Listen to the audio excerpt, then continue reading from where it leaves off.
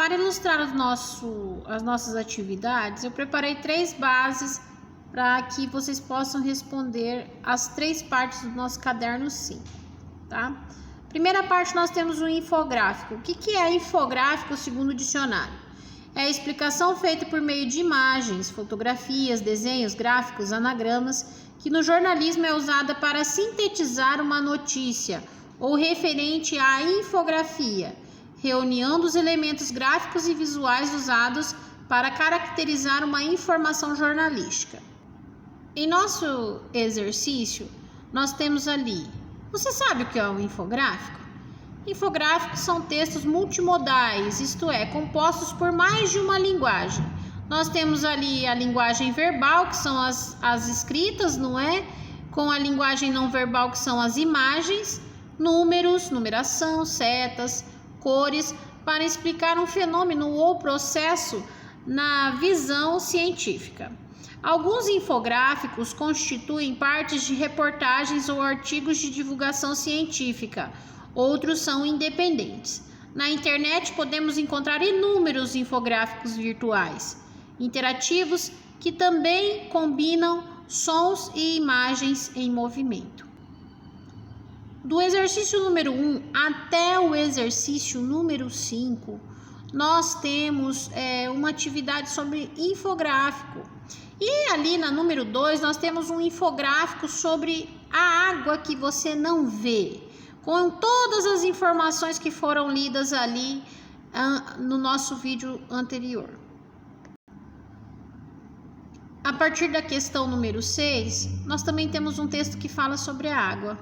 A água, ela fez parte da nossa fundamentação dos cadernos, né? Nós, professores do 7º ano, resolvemos trabalhar essa questão da água, principalmente porque nesse período que nós estamos vivendo, não só da pandemia, a água é muito importante porque nós estamos enfrentando um período de seca.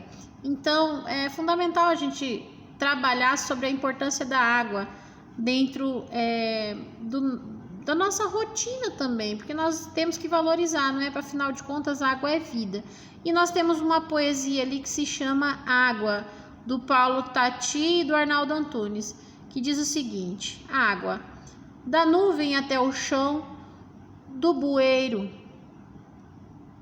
até o cano, do rio até a cachoeira, da cachoeira até a represa, da represa até a caixa d'água, da caixa d'água até a torneira, da torneira até o filtro e do filtro até o copo, não é?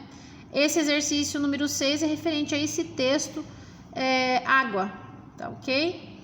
Nós temos também o exercício número 7 que fala sobre a importância da água no nosso organismo, no nosso corpo, porque nós temos que beber água, não é? Então, os exercícios 7 fala sobre essa questão da importância da água para o corpo humano. Aí depois nós temos uma charge que fala sobre o Covid nas favelas. Boas notícias, água e sabão pode substituir o álcool em gel na higienização. Aí o outro morador responde ali no outro barraco: legal, e onde a gente pode achar água? Infelizmente é o que muitos brasileiros enfrentam, a falta de água. E isso não é só nas favelas não, gente, isso em todo lugar, não é? Afinal de contas, a água, ela precisa ter um tratamento, e às vezes esse tratamento não chega até as residências.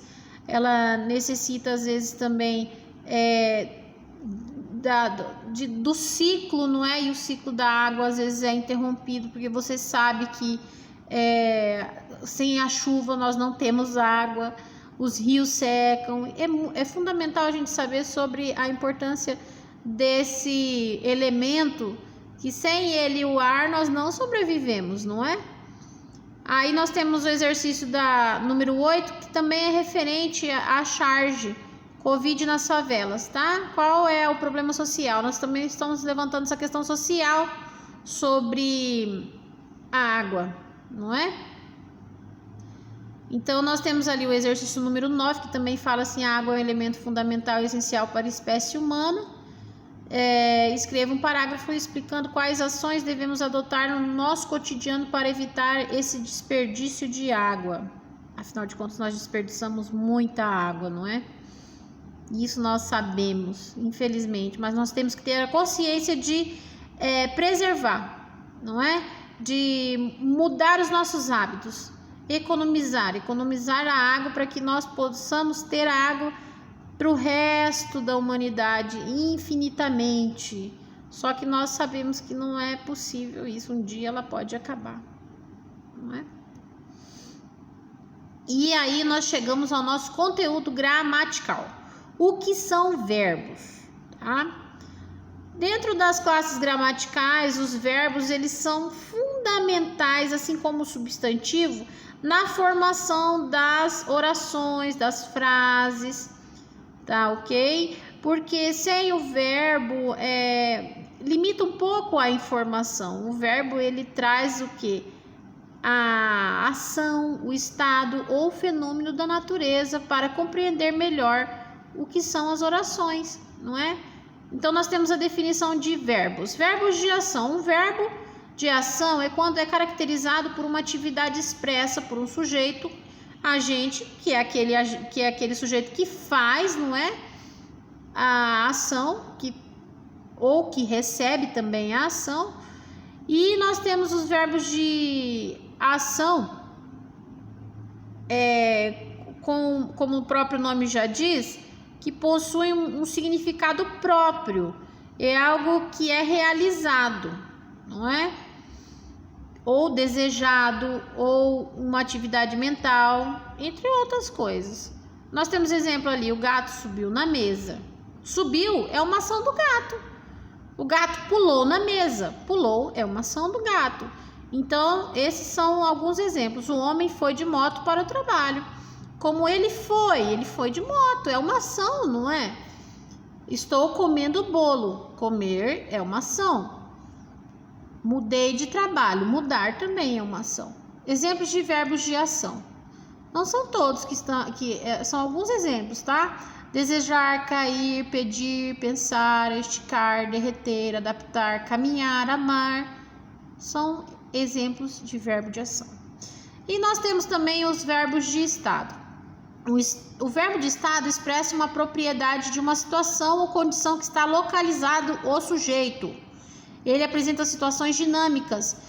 O que é a situação dinâmica? Essas são situações que podem modificar. O dinamismo ele significa mudança, não é?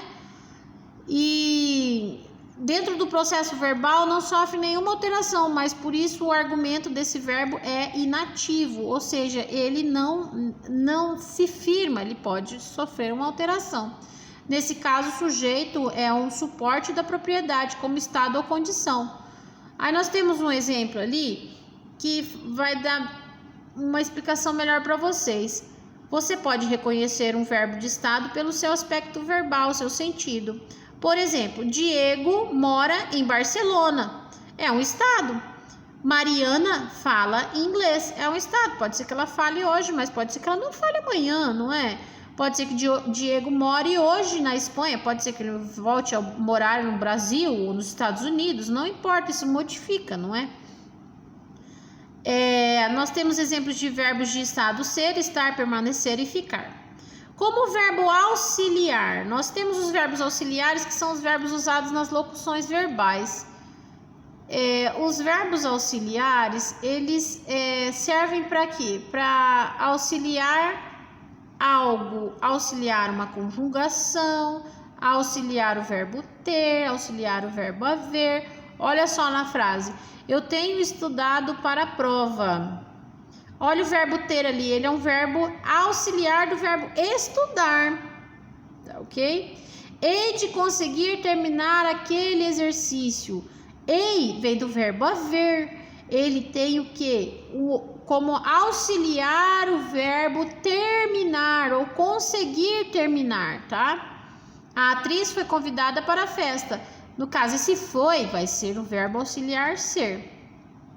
Nós temos também como exemplos de verbo auxiliar: ser, ter, ficar, estar e haver. Tá ok? Aí nós temos o exercício de 10 a 12, que fala, é um texto que fala 21 de junho, início do inverno, o inverno chegou. Façam a leitura desse texto, que é muito importante, porque ali ele fala sobre... são os exercícios sobre os verbos, tá ok? Também nós temos que falar sobre os verbos que expressam como fenômeno da natureza. Os verbos que expressam fenômenos da natureza são os verbos que apresentam nas fases os fenômenos naturais. Por exemplo, nevou na Serra Gaúcha nesse inverno. Nevar é um verbo e ele não é pessoal, não tem uma pessoa que vai lá e faz a neve. Ele é um fenômeno, então ele é um fenômeno da natureza. Não vamos confundir verbos que expressam fenômenos da natureza com verbos auxiliares, tá, gente? A gente tem que tomar muito cuidado. Então, nós vamos rever todo o conteúdo que nós vamos trabalhar nesse caderno de atividade. Primeiro conteúdo, nós vamos trabalhar infográficos. Aí nós temos o exemplo ali do nosso exercício. Segundo conteúdo, nós vamos trabalhar ali a água, não é? Como fundamentação dos exercícios com os textos sobre o benefício da água para o nosso organismo, a água e o Covid nas favelas, não é? Aí nós temos o que são os verbos, verbos de ação, estado, fenômenos da natureza. E nós temos também o verbo auxiliar. Nós vamos falar muito sobre verbo ainda, viu, pessoal? Então fiquem atentos, eu espero que tenha suprido algumas dúvidas. Caso tenham dúvidas, perguntem aos professores, contactem no blog da nossa escola, os professores pelo Messenger. E nós vamos estar ali, eu como professora e os meus colegas, nós vamos estar ali à disposição para tirar as dúvidas e ajudar a vocês a responderem o nosso caderno, tá ok? Então vamos trabalhar com muita força de vontade esse caderno número 5, porque é algo que falou um pouco sobre a importância da água. Nós precisamos da água para sobreviver. E vamos pensar também que a humanidade ela deve mudar muitos hábitos, não é? Então, fica aqui minha mensagem para vocês. Eu espero que nossos momentos virtuais sejam poucos, porque eu não sou nenhuma youtuber. E espero que tenham sanado as dúvidas, tá ok? Um grande abraço, até o nosso próximo vídeo. Bye, bye!